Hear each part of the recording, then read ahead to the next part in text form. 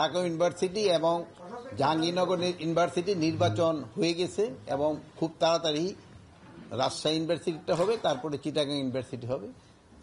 আমরা তাদের সাথে আজকে আলাপ করছি। আপনারা জানেন তারা হলো দেশের সবচেয়ে উচ্চ শিক্ষায় শিক্ষিত, দেশে না বিদেশে যদি ধরেন, এবং যারা ভোট দিচ্ছে তারাও কিন্তু উচ্চ শিক্ষিত। তাদের এক্সপিরিয়েন্সটি কিন্তু আমরা একটু শেয়ার করলাম।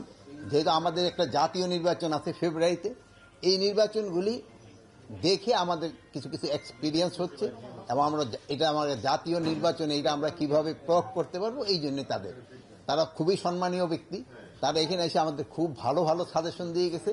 ওই সাজেশনগুলি আমরা ভবিষ্যতে কাজে লাগাবো এবং তারা নিজেদের ভিতরে আলোচনা করায় তাদেরও একটা উপকার হয়েছে।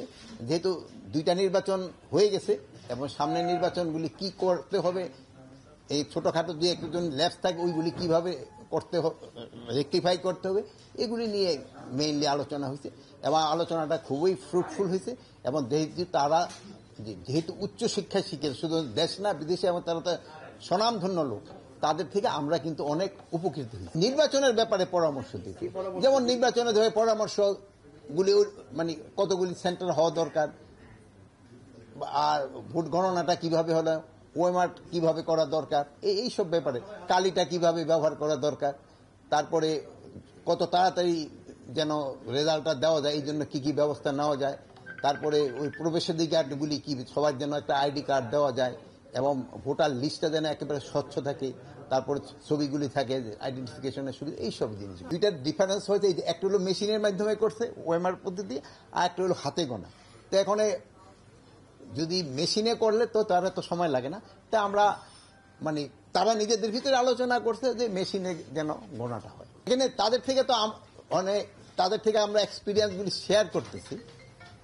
যেহেতু হয় কি জাতীয় নির্বাচন আর এই নির্বাচনগুলির ক্ষেত্রে আর কিছুটা হলো সবকটা তো আর শেখা, যদি এই জাহাঙ্গীরনগরে মানে 30টা কত বছর পর জানি নির্বাচন হইতেছে এক একটা এই চিটাগাঙে, আর রাজশাহীও মনে হয় অনেকদিন পরে নির্বাচন হচ্ছে।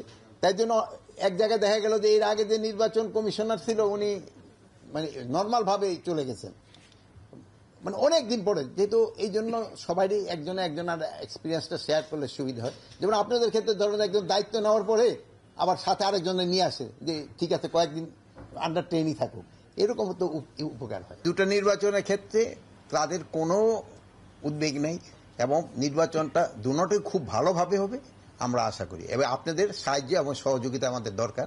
আপনারাও এই নির্বাচনটা ভালোভাবে এবং আপনারাও যারা ওখানে যাবেন আপনারাও পর্যবেক্ষণ করতে পারবেন। এখন আপনাদের পর্যবেক্ষণের জন্য তারা সব ধরনের ব্যবস্থা রাখবে।